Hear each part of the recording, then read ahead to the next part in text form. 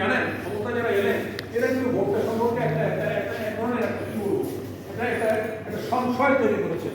ওনারা 5 বছর থাকবেন, ওনারা ওনাকে বারবার দরকার ইত্যাদি ইত্যাদি। ভোটটা কীভাবে করবেন এর কোনো বাস্তবিক পদক্ষেপ ওনারা নিতে সেই সময় ব্যর্থ হয়েছেন। এখন নিচ্ছেন, নিতে চাচ্ছেন, আমরা তার সাধুবাদ জানাই। আপনার জনমনের সংশয়টা তাই তৈরি করছেন। সেই ভোটটা হওয়ার ক্ষেত্রে হ্যাঁ আমরা জানি রাজনীতিতে নতুন আইডিয়া, যে কোনো আইডিয়া এই যে আনুপাতিক গণতন্ত্র প্রতিনিধিত্ব, এটা কিন্তু আমরাও প্রপার্টি বহুমুখী আমরা নিয়েছি, কিন্তু সেটা ইমপ্লিমেন্টেশন এটা হয় নাই বা সেই প্রোগ্রামটা বাস্তবায়ন হয়নি বা হওয়ার ক্ষেত্রে উপযুক্ত পরিবেশ করেন বা আমরা আমাদের দলগুলোর কাজ করছি, কিন্তু এটা আছে আমাদের।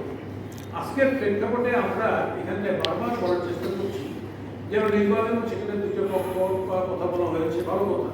আপনার কমিউনিস্ট পার্টির সদস্য সুন্দরভাবেই বলেছেন।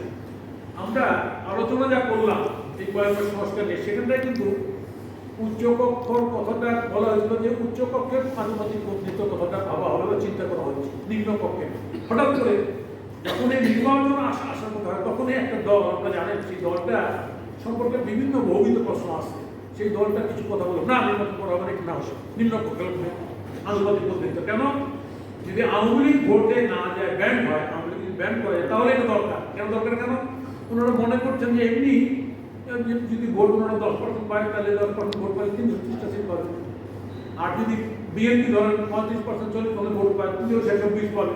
তো গভর্নমেন্ট তো ফল করতে পারবে না। অতএব আমাকে তখন লাগবে, আমি বার্গেনিং করবো, আমাকে ইয়া লাগবে, ওয়া লাগবে, তাহা লাগবে, তাই না? এই যে ইচ্ছাটা, এটার মধ্যেই কিন্তু এই আনুপাতিক ভোটে যে সদিচ্ছাটা মার খেয়ে যাচ্ছে, এবং এই কারণে চাচ্ছে না, অন্য কোনো কারণে রাজনৈতিক সদিচ্ছা থেকে না। আমি বলতে চাচ্ছি ফলে যেহেতু আইডিয়াটা জনগণের সামনে এবার ফ্লোট হয়েছে মোটামুটিভাবে, যাতে চাই আমরা, সেই কারণে এটা কেন্দ্র প্রান্ত যদি রেডি না হয় হুট করে করার কোনো বিষয় না। বলে আজকে যারা কন্ডিশন করতেছেন তাদের ভিন্ন উদ্দেশ্য আছে। উদ্দেশ্যটা কি? ওনারা তো ক্ষমতা চলে গেছিলেন, অভ্যুত্থান বিজয়ের পরে ক্ষমতাসীন পার্টির মতো যে আমরা ভারত অখুশি হয় এমন কোনো কাজ আমরা করিব না, আওয়ামী লীগকে সব ক্ষমা করে দিলাম। কত চমৎকার বচন রে ভাই, এত সুন্দর বচন। সেই বচনের ভিতর থেকে কি বেরোচ্ছে?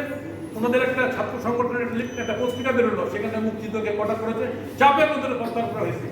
এই ডাকসু নির্বাচনে একজন ছাত্র বলতেছেন, এটা গোলাম আদম না, মতিউর রহমান নিজামী বদর দিবস পালন উপলক্ষে বলেছিল যে মতিউর রহমান, যাকে আমরা বীরশ্রেষ্ঠ বলি, সে তো হাইজ্যাকার, সে তো প্লেনটা নিয়ে ভাবতেছিল পাকিস্তানে, তাই না? ওকে তো পাকিস্তানে এটা যে ছিল পাইলট, কো পাইলট একটা ছিল, ও ধস্ত করে মারা গেছে, ও তো হাইজ্যাকার।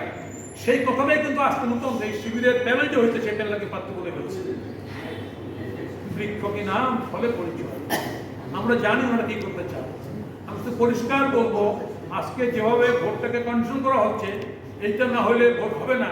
আমি সেই জায়গা থেকে সবাইকে সতর্ক রেখে অবশ্যই আমরা চাই এখানে আনুপাতিক প্রতিনিধিত্ব হোক এবং একটা সুষ্ঠু ভোট হোক, কিন্তু এইটা বলে ভোটটাকে বন্ধ করে আমি বাংলাদেশটাকে ওই রক্তাক্ত গণতন্ত্রের দিকে নিয়ে যাবো, এটা বাংলাদেশের মানুষ আর চায় না।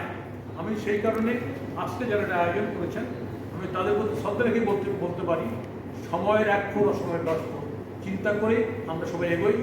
আমরা চাই সবাই এই দেশটা, বাংলাদেশটা, মুক্তিযুদ্ধের মধ্য দিয়ে অর্জিত এই দেশটা, বাংলাদেশ একটাই, পৃথিবীতে আর 10টা নাই, কিন্তু পৃথিবীতে প্রায় 40 কোটি বাঙালি আছে। ফলে সেই দেশটাকে আমরা জাতি ধর্ম নির্বিশেষে এমনভাবে রাখি যাতে পৃথিবীর তাওয়াত বাঙালি থাকতে পারে। এই বাংলা নামের দেশটাই আমার দেশ। সবাইকে ধন্যবাদ।